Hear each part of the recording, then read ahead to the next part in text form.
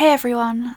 So another day, another NVIDIA GPU launch, and this time it's the RTX 3060 Ti, and with it we're starting to enter the price range that the majority of PC gamers will be looking at for their next GPU purchase. But before we get into the review, let's remove this Activate Windows watermark with today's video sponsor, SCD Key. They offer cheap OEM Windows 10 keys, so just head over there using the link in the description down below. If you enter the discount code TPC at checkout, you'll save yourself an additional 15% off. The key is delivered immediately, and then you can just search for Activate on your PC and input the code there, click Activate, and the watermark is gone. Now back to the video.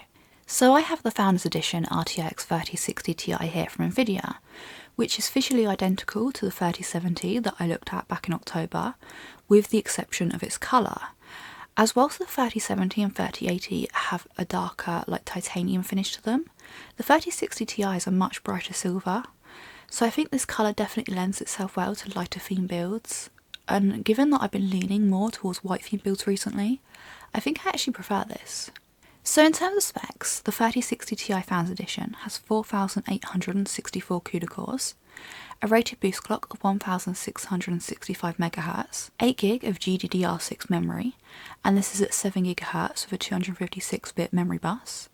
It also features 38 second-generation ray tracing cores and 152 third-generation tensor cores. So normally I test everything at 4K because that's my personal resolution of choice, but to make this video more useful to my viewers, I'm going to perform all of my benchmark runs at 1440p. However, last generation I did go as low as the RTX 2060 when testing in 4K, as I find it interesting to see how the more affordable cards perform at this resolution. So therefore I will be adding in some very real world how I'd actually play, settings and results info into this video for a few of the games. So for comparison, I've chosen to test against an RTX 3070 as it's the next card up in NVIDIA's product stack, and also the RTX 2060 Super, as it's the closest previous generation 60 class equivalent to the RTX 3060 Ti. And I'll stick the full system specs for this test system in the description box down below. So firstly, I benchmarked Watch Dogs Legion, and this is in 1440p in the very high preset, but with ray tracing set to high and DLSS set to quality.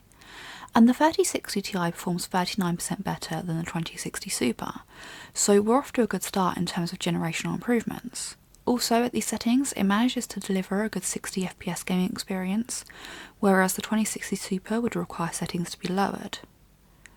With how I'd actually play Watch Dogs Legion with the 3060 Ti though, it would be in 4K with DLSS set to performance mode, and this would be using a mix of high and very high settings. Ray tracing is set to medium here, so reflections are in a lower resolution than is possible in the higher settings.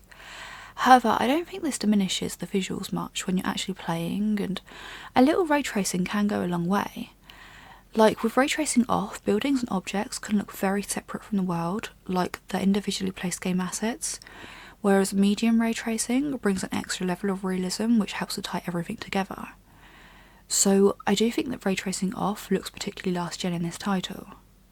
Performance wise, Watch Dogs Legion is very difficult to get to stay above 60 FPS. Even with my RTX 3080 it drops below 60 FPS frequently, although this is mainly when driving. So this is one of those titles where you decide your settings and then just turn off the frame rate counter and try not to let any frame rate dips bother you too much. I mean, it is a Ubisoft game after all. So next up is Shadow of the Tomb Raider. This is with high settings and high ray tracing with DLSS on. And there's a 40% increase between the 2060 Super and the 3060 Ti, which backs up what we just saw in Watch Dogs Legion. Next up is Rainbow Six Siege and Forza Horizon 4. With both of these titles, unless you have a really high refresh rate monitor, the 3060 is going to be a bit overkill for 1440p gaming, with both titles showing some impressive frame rate numbers. In 6 Siege, the 3060 Ti gives a 47% increase in average FPS compared to the 2060 Super. And in Forza Horizon 4, the 3070 is unable to pull away significantly from the 3060 Ti. But this is probably due to either CPU or game limitations at such high frame rates. But there's no need for me to show you how I play with either of these titles, as I just simply whack them on 4K and put everything to max settings, and the frame rates would still be well above 60 FPS. Next up is Assassin's Creed Valhalla in very high settings. From what I've seen from other channels, this game does prefer AMD cards. I would absolutely love to review an AMD GPU at some point, but that's up to AMD. Thankfully though, they don't have an answer for the 3060 Ti yet, which means that I'm able to get away with just looking at NVIDIA cards for the time being. I am surprised by how close the 3060 Ti comes to the 3070 in some of these benchmarks. There's definitely no room for a future card in between the 3060 Ti and the 3070. As for how I'd play, well honestly I'm a bit behind on the Assassin's Creed games, with Syndicate being the last one that I played. So to avoid ruining the game for me, this is more of a, this is how I'd plan to play it if I was gaming on a 3060 Ti, based on the results that the in-game benchmark gives me. And I'm pretty happy with how things look with high settings and 80% render scaling in 4K. I'm sitting at right around 60 FPS average, but with it being another Ubisoft open world title, you go into it knowing that you're not going to get the most stable and well optimised performance out of it anyway. If anything, this just goes to show you that you don't need a 3080 or 3090 to drive a decent image onto a 4K display.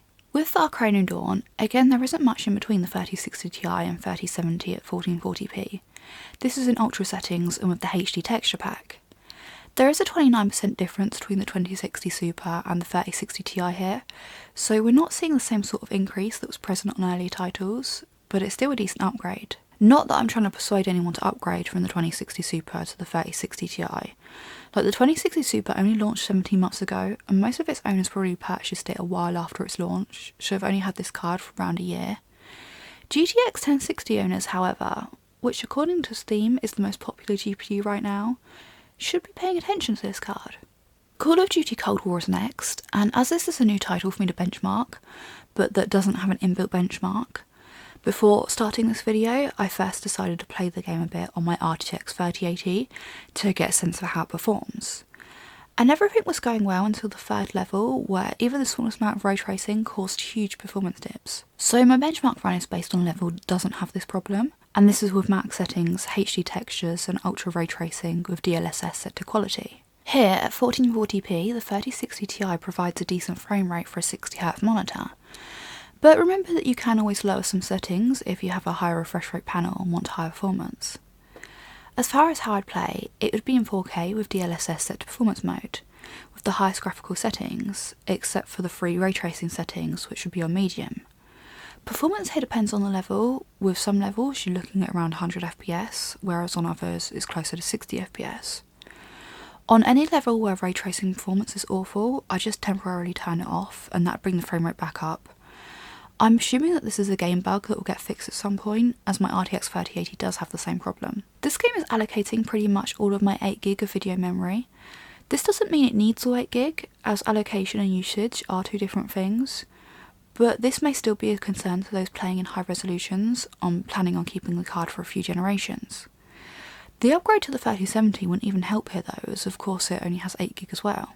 With Gears 5 in the Ultra preset, there's a 12% increase if you go with the 3070 instead of the 3060 Ti, so again the gap here isn't massive.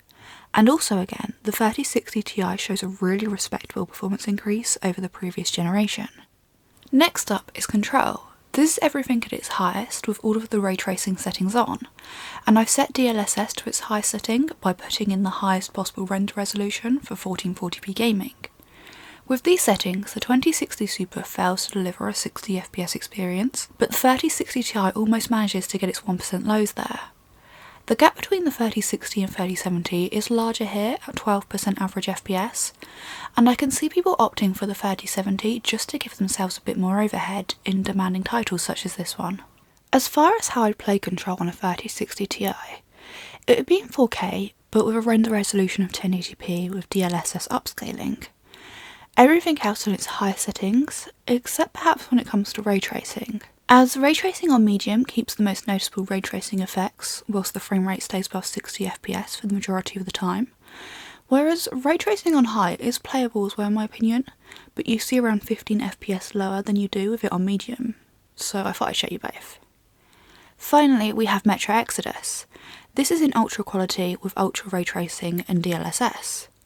At this point, we're not laying anything new here, with the 3060 Ti performing 44% better than the 2060 Super, and the 3070 performing 14% better than the 3060 Ti, this being the biggest performance gap that I saw the 3070 manage to achieve, out of all of the 10 games that I tested today. So looking at the 10 game performance roundup, you can see that the average generational improvement was 38%. In recent years, I've been of the opinion that 30% improvement at the same price is my criteria for an acceptable launch. Not a spectacular launch, but an acceptable one. At 38%, we're exceeding that criteria, and most importantly, the 3060 Ti will have the same MSRP that 2060 Super had, at $399 or £369 in the UK. However, people with memories aren't going to forget about being able to buy 60 class cards for much less than this just a couple of generations ago. Although it is worth mentioning that the non-TI 3060 is right around the corner. Honestly though, I try not to get too hung up on the naming schemes, because it's just all marketing at the end of the day. Like, as long as the price to performance ratio keeps improving, then your gaming experience will keep improving at your chosen price point, regardless of the product's name. Moving on to the 3070 versus the 3060 Ti, here the 3070 sees an average performance increase of 10% across the 10 games. But the price increase, however, is 25%. And for that 25% more money, you still have the same 8GB of GDDR6 VRAM. So the 3060 Ti is definitely offering you way better bang for your buck. And if you're gaming in 60Hz at 1440p, I don't think I'd personally make the jump. However, if you're gaming in 4K or at higher than 60Hz in the latest AAA games, then you are going to enjoy having the additional performance that the higher end card brings. I do wish the 3070 came with an extra couple of gigabytes of memory, as that would make the upgrade a lot easier to justify. So it's conclusion time, and unsurprisingly I really like the RTX 3060 Ti. This has been a running theme with the free Ampere cards I've looked at so far, so this will be the third time that I've called a 30 series card tasty. I wish they'd released the 3060 non-TI at the same time though, so we had a complete picture of where the 3060 Ti sits between the 3060 and 3070. And also we don't yet know how AMD is going to respond. I'm sure there'll be discussions about NVIDIA's features versus AMD's assumed increased VRAM capacity when the time comes. But for now, I think the only thing that matters is, can you actually get a hold of the 3060 Ti? And how close to MSRP will it actually be when the time comes? Which, unfortunately, are two questions that I just can't answer. So let me know what you think of the 3060 Ti in the comments down below. If you like this video, please hit the like button. Don't forget to subscribe if you haven't already and you want to see more of my videos. Thank you so much to my incredible patrons for helping the channel to continue. And thank you all for watching.